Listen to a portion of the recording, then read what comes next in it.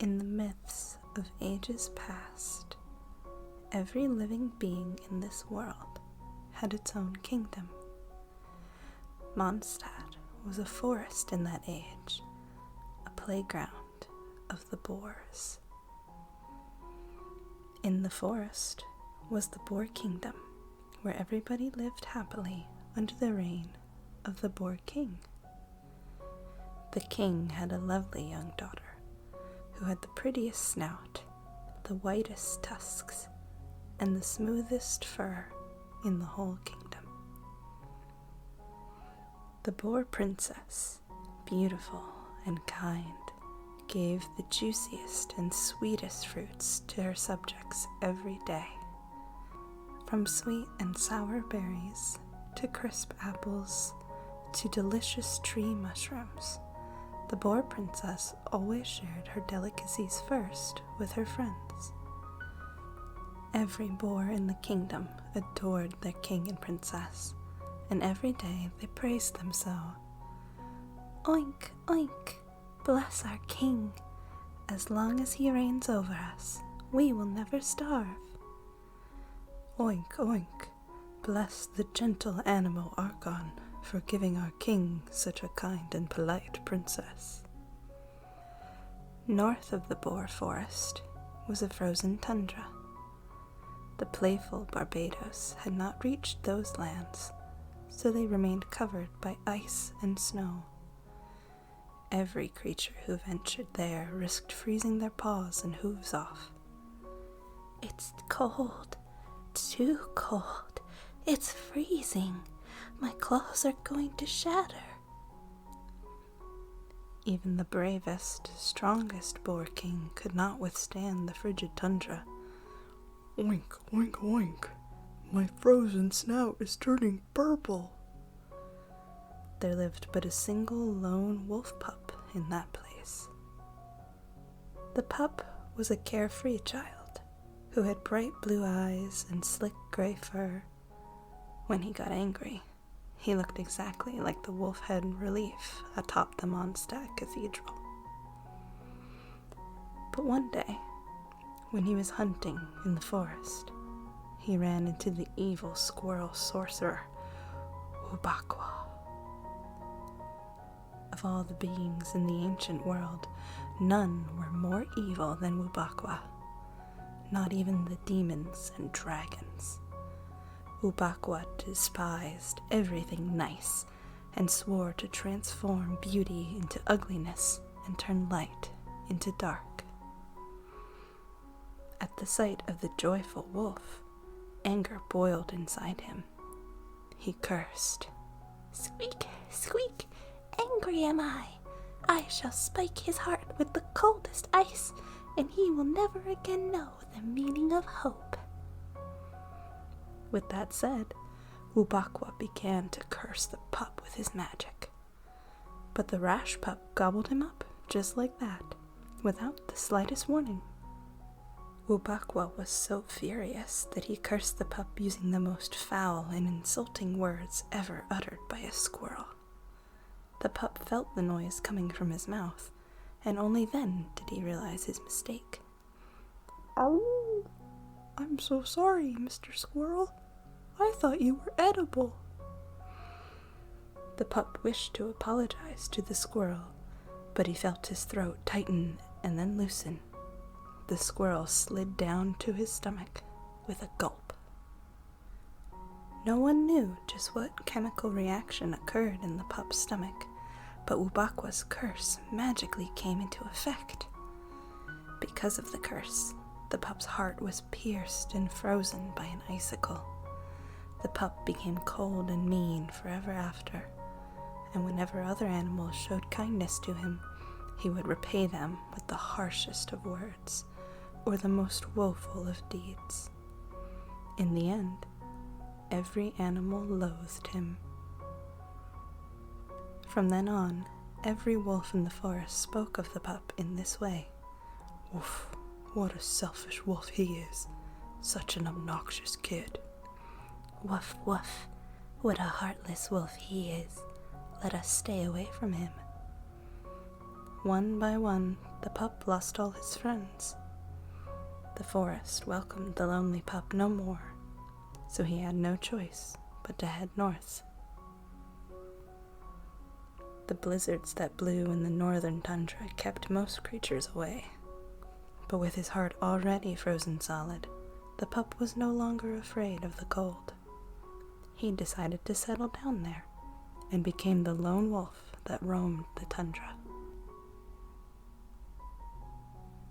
One day, the Boar princess heard about the pup and was deeply saddened by his story. So she asked her people for advice on how to defrost his heart and turn him back to his former sweet self. She asked and asked, but only the wise fox and the elderly turtle knew the answer. Ack, ack, ack. Only sincerity and fire could melt such evil ice. Ack, ack, ack. The fox replied. Friendship demands sacrifice.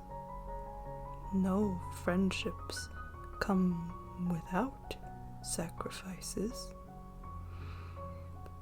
I apologize for not knowing how to make funny sounds, the trustworthy Grandpa Turtle said.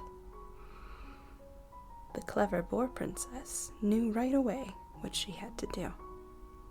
She dried her tears and curtsied to the two wise animals. Oink, oink. Thank you. I would like for you to come and see the pup with me, so that you can be the first to witness our friendship. When the fox and the turtle heard the Boar princess was willing to invite them on a royal trip, their hearts were filled with joy. They set out with the princess and headed north.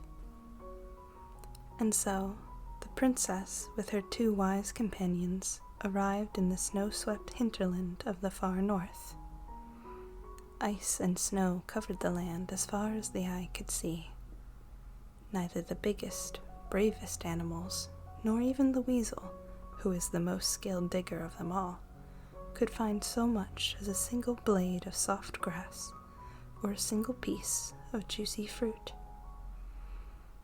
The princess was shivering from head to tail in the freezing cold, yet she was undaunted. Without even looking back, she pressed on deeper into the frozen wasteland. The wise fox and the trustworthy turtle could not bear the piercing wind and freezing snow. They begged of the princess. Ack, ack, ack. If His Majesty the King knew you were adventuring to such a cold and dangerous place as this, he would be very worried. Let's head back home. Ack, ack, ack, exclaimed the fox. Yes, I agree. I fear the snowstorm will get stronger and colder with each passing second. Let us at least rest a while and continue our journey once the wind has stopped and the sun is out. Once again, I apologize for not knowing how to make funny sounds, reasoned the turtle.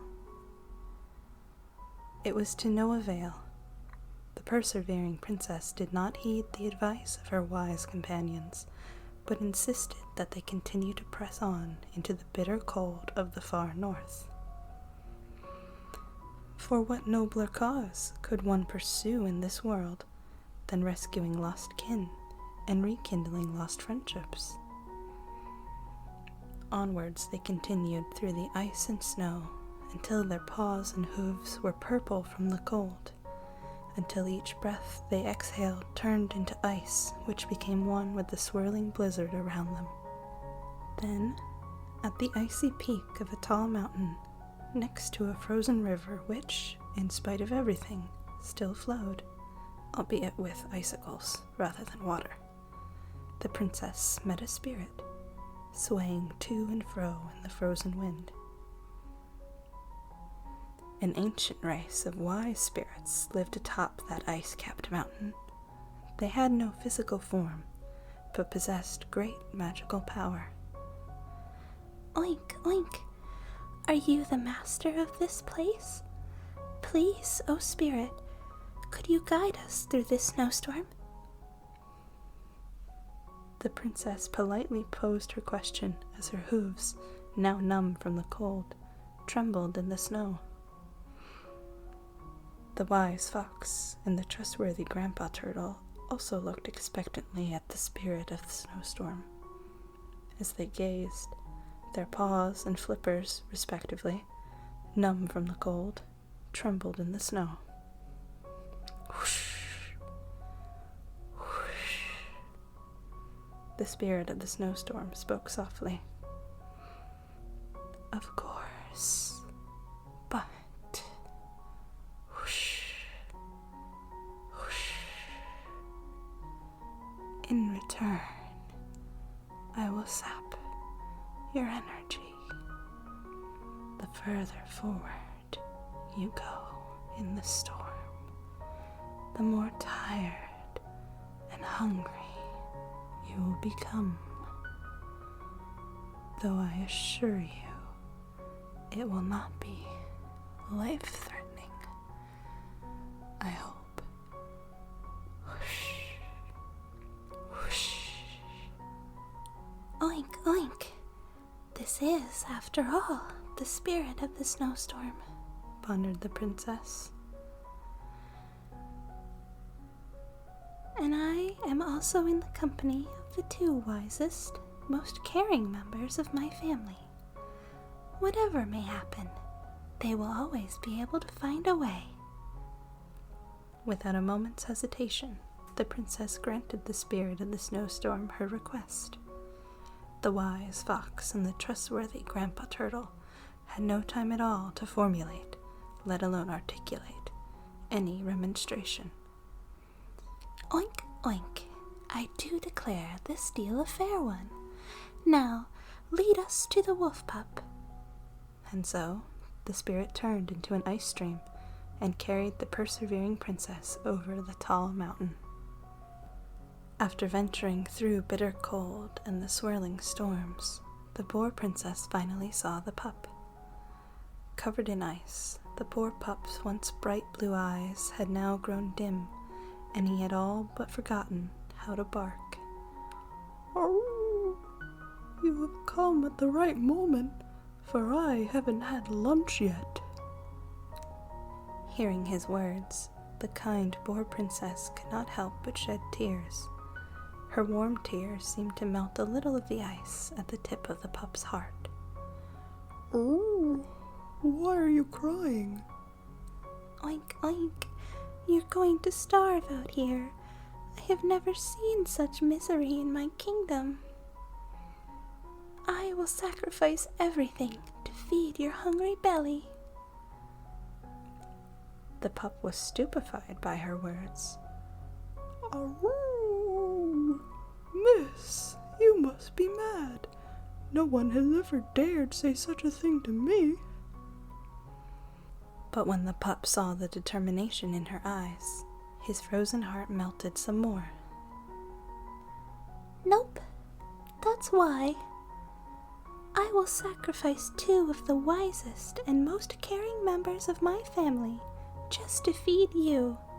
It is for the sake of our friendship. The fox knew what horror she meant and attempted to run, but he was pinned to the ground by the pup and the Boar princess.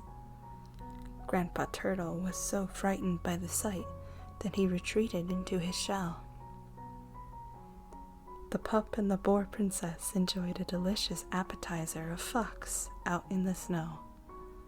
Next, they found a cave, picked a few mushrooms, built a fire with some moss, and treated themselves to a tasty turtle soup.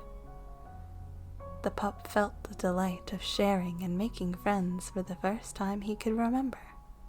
His frozen heart melted completely, and he shed tears of joy. The princess took the pup by his paw, and the two merrily returned to their home.